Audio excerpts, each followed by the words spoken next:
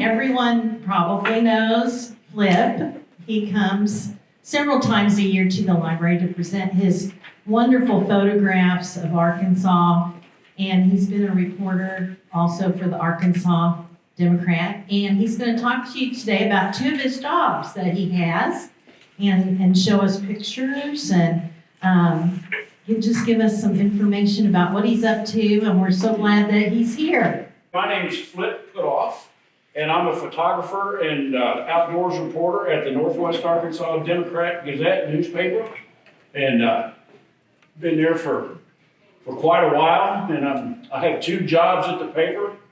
I'm just, on Tuesday, Wednesday, Saturday, I work in the photo department, just as a regular news photographer, just taking pictures of sports and news and whatever we need that day. Like, that's kind of what I'm doing today. And it's been pretty busy this morning. But then on every Tuesday, we have our Northwest Arkansas outdoor section. And I'm in charge of that. I'm a department of one.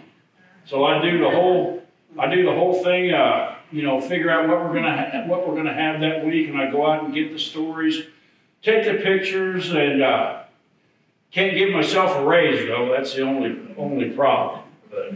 But I really enjoy both of those jobs.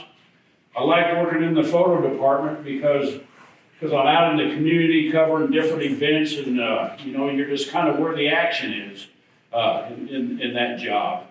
And I just like being out in the community. I get to meet really neat people every day. And I've just always got a big kick out of seeing my stuff in the paper. So, I like that. And on the outdoors job, I get to go hiking and get to go on fishing trips and then write about it when I get back. And that's kind of what I do for the outdoor section, and they give me 2 days a week to work on that, Thursday and Friday. So Thursday is usually the day, I call it my office day, where I write the stories and get everything organized, and when I'm done, I turn it all into the office, and a page designer puts it all on the desk, or she lays out the page that's in the paper every Tuesday. And if you're not familiar with the Northwest Arkansas Democrat-Gazette, now if you're a subscriber, and your paper is on an iPad, and if you subscribe, we give you a free iPad to use to read the paper, and then you can use it to surf the internet or do email or just whatever you would do with a regular iPad, and it's yours to keep as long as you're a subscriber. But if you move or something, you got to give it back. So anyway, that's kind of how it works. This is a real informal deal, so if you have any questions along the way, why, just feel free to ask them. If you need to leave anytime, that's plenty fine. If you want to leave, come back. It's okay. So, thought what I'd do is talk a little bit about my news photographer job, working with the photo department. But mainly we're going to talk about outdoors. So, just a couple, I told you we're always out covering different events and stuff, every day, day in and day out. This is a picture that I shot at the Bentonville Christmas lighting ceremony that they have every year, which, if y'all have ever been there, it's like mega huge. There's just hundreds, maybe thousands of people there. So that would be something that I would cover, like when I'm working with the photo department. Another picture from that. It's real well attended and real pretty event. The solar eclipse was a real big deal last year, or was it this year? I know we've had so many eclipses the last 7 years, it's hard to keep track.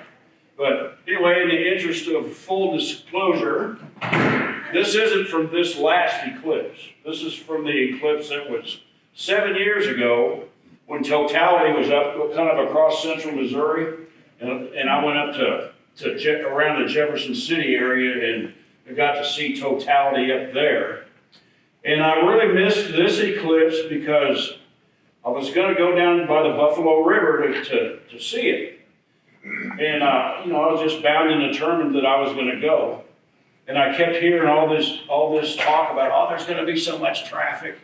And I go, oh, surely not. Well, the closer I got to the eclipse, the more I started to buy into all this stuff in the paper about how much traffic there was going to be. And so I didn't go down there. I stayed here. And I thought, well, I've seen a total solar eclipse already, but I've never been fishing during a total eclipse. So I just went and took my little boat out on Beaver Lake and fished during the eclipse. And it was almost totality here, but not quite. But it was really neat. Did it help the fishing any? No. I always tell people, I love to fish, but I catch fewer fish per man hours of fishing than anybody on the planet. And one of the things I do for our outdoor section is I do a fishing report. And I talk to like marinas and bait shops and expert fishermen. And I've been doing that for the whole 44 years I've worked at the newspaper. And you would think doing a fishing report all those years would improve my fishing, but it hasn't one bit. But I still really enjoy going. So, as far as our outdoor section, a lot of outdoors is just hunting and fishing. But what I think is really unique about our section is that we have just all different kinds of outdoor recreation that we cover, like waterfalls. We have hunting and fishing as well, but mountain biking and hiking and canoeing, bird watching, mushroom hunting. If it's outside, we cover it in our section. We try to do stories like if it's a destination story, like this waterfall here is, some people call it triple falls, some people call it double falls or whatever, but it's down by the Buffalo River. So we try to do stories, if it's a story like that you could go to the waterfall and go, or do the hike, do the float trip, and then come back and be home the same day.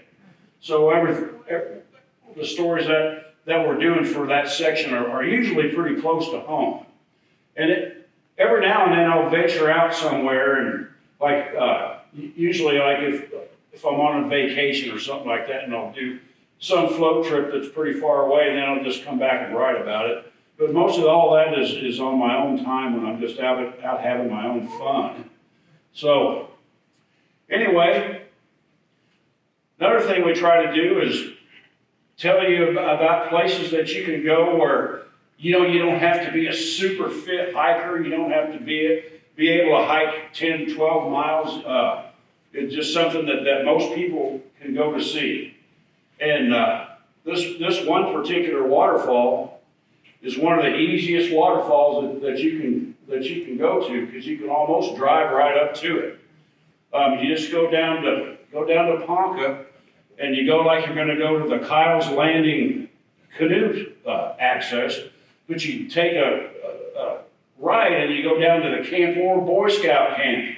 And when you go down a big hill and you go right across the creek, and you only have to walk about 100 yards up to this real pretty waterfall.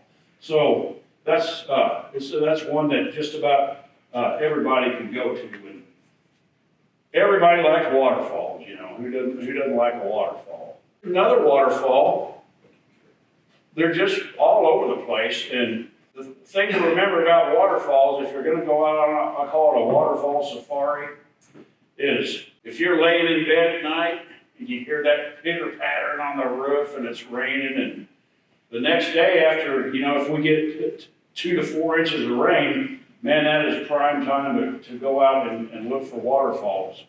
And one tool that you might want to get is the book by Tim Ernst called Arkansas Waterfall Guidebook. And he's got directions and maps and GPS and all that to almost 200 waterfalls that you can go see. Some of them are real easy, like this is another real easy one to get to. And then others, you have to bushwhack quite a few miles to see those.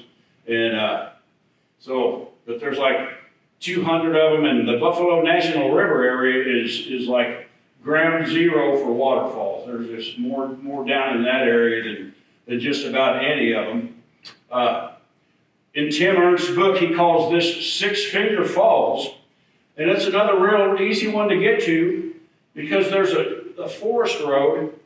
You go to the big community of Ben-Hur, which is down south of Jasper, probably 25 or so miles. And there's a forest road that I can't remember the name of it. I'm wanting to say it's 1250, but anyway, it goes right along like the road is just like right up here, and you can just walk. There's a little trail that you can walk down to that waterfall, and the road goes to like right beside 3 or 4 different waterfalls along that road, and all that's in Tim's book. If you check it out. Another good thing about his book is, Tim is probably one of the best nature and wildlife photographers in the world. And his book is just full of nice waterfall pictures. So even if you're not going to go hike to very many waterfalls, it's kind of worth getting the book. Plus, Tim is a local guy that has probably done more to get people outdoors than anybody around here. So I hope he's like in some kind of outdoors Hall of Fame or something like that, but I can't say enough good things about Tim. This is the Goat Trail, one of the most popular hikes in the state. It leads down to a trail that goes way high above the Buffalo River. It's probably not a place to go where if you got fear of heights, but it's kind of one of those hikes where it's pretty nice getting there, but it's like the pot of gold at the end of the rainbow is this view that goes along the Goat Trail. And for our outdoor section, I was kind of thinking back, we've probably had more stories about the Goat Trail than any other place that I can remember covering again and again and again. And I've been going there enough that I remember the first time I shot any pictures of this for the paper, we were using black and white film still. So that was kind of a while back. Where he's standing is on the Goat Trail, and it's kind of right in the middle of a bluff on the Buffalo called Big Bluff, which is a 500-foot tall bluff. And this trail kind of goes right through the middle of it, about 300 feet above the river. So it's a real stunning place to go. It's one of those hikes where, it's pretty easy downhill all the way for about 3 miles to the good stuff. But then what goes up must come down, so you got to hike 3 miles back up the hill. And it's not real steep, but it'll get your attention. I like this picture. This is Smith Creek Preserve down by Ponca, another one that's real close to the Buffalo River. But to me, I look at that, it just makes me feel peaceful, And when I was there, it was real quiet in the wintertime, and it's another one of those where you hike down to the good stuff, and you walk some trails and stuff there, and then you got to walk back up. So, there's another thing I've noticed. These hills we got around here, for some reason, they're just a lot steeper now than they were 25 years ago. I really don't know why that is. Maybe even longer, don't you think, Tom? Yeah, and slicker. Yeah, slicker, yeah. But anyway, this is a real nice public place that you can go visit. I believe the Nature Conservancy is the administrator of Smith Creek Preserve. But there's about 3 miles of hiking trails down there. The only thing you got to watch is when we went down there on this trip, that creek was rolling pretty good, and we couldn't get across the creek to do much hiking on the other trails. But if there's a little bit lower waterway, you can, probably get your feet wet. But you can, I like hiking in the winter. because you can just see in the woods so much farther. But I like hiking in the summer too. I like, there's just something about every season. The fall, you got the color. Then the spring, you got the spring greenery, greening up. So anyway, Smith Creek Preserve might be one that you want to put on your list. It's just really, really nice down there. So I really like floating. That's one of my favorite pastimes is canoeing on our Ozark streams. And just one of my favorite things to do around here. And I love our Ozark streams. They're all just so pretty, but I like big water too. I like to go up, I go with this group every year. This is up on the Missouri River in central Missouri. This group, there's probably about 20, 25 of us. We get together up there every September and float for about 3 or 4 days on the Missouri River. Been on the Mississippi. I've done a lot of the Mississippi River, so I really like big water too. So I like the Missouri River because there's always water and it's fast. I mean, it's got a nice fast current. Our Ozark streams, especially around here, in the summer they get too low to float. But like the Missouri River, there's always water up there, and to me it's real pretty. Anyway, on this Missouri trip, we usually make a base camp somewhere, like right outside of Columbia, Missouri is a real nice little campground on a river called Cooper's Landing, which a lot of you might have heard of. So we make a base camp there, and then we'll float different sections of the river for 3 or 4 days. On the Missouri, you can cover a lot of ground because the current's pretty fast. So that's always a fun one. Then the same bunch of us, we usually get together up in Wisconsin in the summer and do the Wisconsin River, and we're going to go on a river called the Black River up there this summer. But it's kind of the same group, and that would be something that I would, I'm going to be taking pictures anyway. So when I come back from that trip, I would do a story because, people, they got cars and they like to travel, so we would have a story about that. How far up do you go on Missouri? Mainly in the central Missouri, around Jeff City, mainly around that area. Down around Herman, Herman, Missouri. Yeah. So we'd be doing that. Have you worked for Cooper Chadbourne? Pardon me? Cooper Chadbourne, have you worked for him? Oh yeah. Yeah, I know Cooper and Debbie real well. In fact, I don't have any pictures of it, but she's talking about Cooper and Debbie Chadbourne who live in Conway. And I've gotten to where I really also like canoeing in the swamps over in eastern Arkansas. And I wanted to go to Bayou View, but it's so easy to get lost over in those places, So Debbie and her friend Kirsten Barlow, who works for Game and Fish, they said, well, just bring your group over here and we'll take you through the swamp, because they can find their way through those swamps blindfolded. So we went over there last spring and canoed around in Bayou View. That's right around where the guy got the video of the ivory-billed woodpecker, which is kind of, is it real or is it not? This is a bald eagle, right? Well, it's not your everyday bald eagle.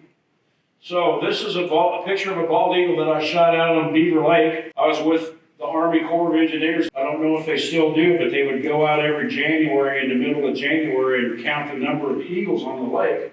And they would let me tag along with them. So, come to see this eagle here, and I look at it, I thought, oh, it's just a juvenile, immature bald eagle. Well, turns out it's got a feather condition called leucistic or leucism or something like that. Leucistic, I believe it is. So, I mean, it's like 1 in a million chance that you would see a bald eagle like this. So, got some pictures of it and sent them to Joe Neal, the bird expert. And he's like, whoa, you know, he just about fell out of his chair because he's the one that said, that's a leucistic eagle. And birds, different birds, hawks, songbirds and stuff, they get that condition. But I was just real fortunate to get a picture of that one. And I got another one of that eagle flying, but I couldn't find it to put it in here. But anyway, the Corps of Engineers used it on their Beaver Lake map. So if you go to the Corps office and get a picture or pick up a Beaver Lake map, you can see this eagle flying. So, and we saw this eagle probably for the next 2 years on that survey. I don't know if it never left or just came back to the same area. But we saw it for about 2 years after this, and then we didn't see it anymore. Whoa. Had to throw this picture in there because I don't get to brag about big fish ever. So who got that for you? Funny. This is my first ever fly rod striper that I caught fly fishing out on Beaver Lake last December. So I've caught them before just with a regular rod and reel, but catching one on a fly rod, now that's something that I'm pretty darn proud of. So my neighbor Bruce Dar, who's to me is one of the best fishermen on the lake, he's the one that got me interested in fly fishing for stripers because that's the only way he fishes for them. So anyway, I caught this one, and Bruce lives right out on the lake, so I called him up, Bruce!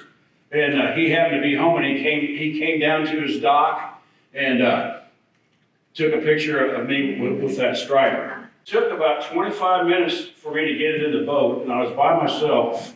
And it's the only fish I've ever caught in my whole life where my arm got so sore that I had to just stop in mid-fight and just rest my arm for about 30 seconds and hope that the fish didn't get off. So then I get it up to the side of the boat.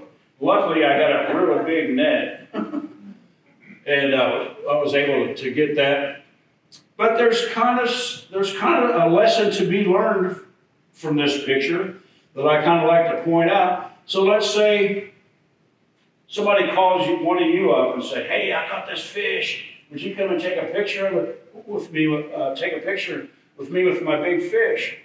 Okay. So there's some qualities about this picture that make it kind of nice, that I'm really proud to hang it up on my wall. Anybody see anything that's kind of a nice quality about that picture other than the fish is nice? Good looking guy. No. Well, to me, The scale of like the fish itself is so visually beautiful. to me, what makes this a nice souvenir is something that is kind of a lesson in fish photography is, you see a lot of pictures of people with a fish and they're standing in their front yard, or they're standing by their pickup, or some other thing that's not very pleasing. But this is right in the natural area. You got the lake in the background, so it's kind of it's the fish's domain, and the background's real clear, just nice forest back there. It doesn't work out that way all the time, but if you ever get a chance to take somebody's picture with a fish, if you can do it by the water or get a nice background like that, it makes it just a lot nicer picture. And were you in the boat there? Yeah, I'm standing in my boat, and I'm like you're taking the picture and you're standing on the dock. Oh, wow. So What species? what's that? What species? Oh, it's a striped bass.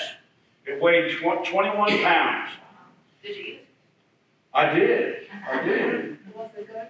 Yeah, it's real good. I made a lot of eating, and I kind of got this deal worked out with two friends that I bicycle with every week. They got chickens, so they give me eggs, and I fish, and they don't fish, so I give them fish. So it works out pretty good. So anyway, just another story about this. Well, I was telling you, my neighbor Bruce is the guy that got me interested in fly fishing for stripers. This one weighed 21 pounds. So last week, he caught one that weighed 35 pounds on a fly rod. And it's pretty amazing. Every summer on Beaver Lake they have this event called Secchi Day.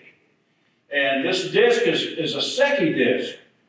If you're not familiar with a Secchi disc, it measures the water clarity of a body of water.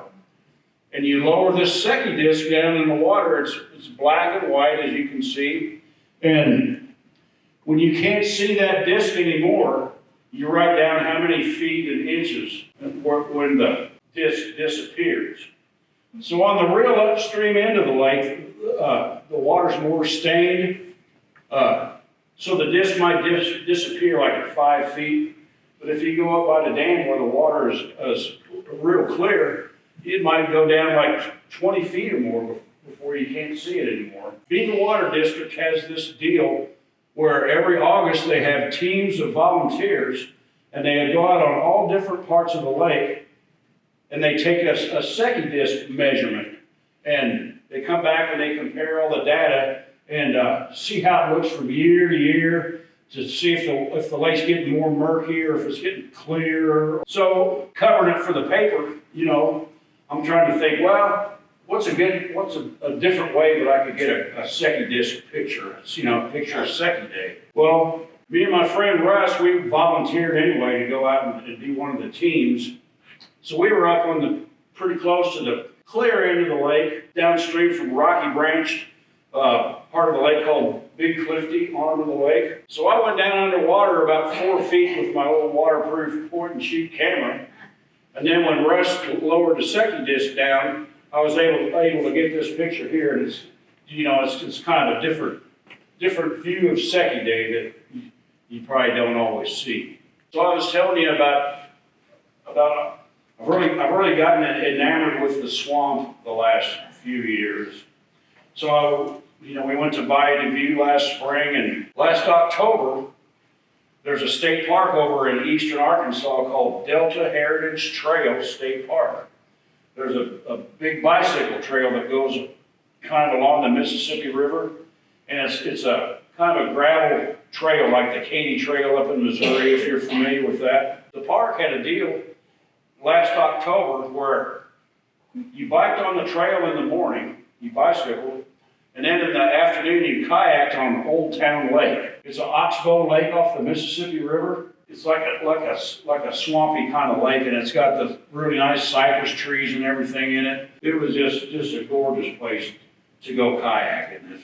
So if you're ever over that way, or if you hear that they're having, I asked the guide if they were going to have it next October that would be this year. He said they probably are. So I really had a good time on that. So that would be another one of those where I'm kind of on vacation, you know, come back and do a story about it when we get back. But that was really, really neat. Big bunch of kayaks, huh? There used to be this big float trip down the Mississippi River called the Great River Rumble. And there would be like 200 people on it. So this picture is at one of our overnight stops.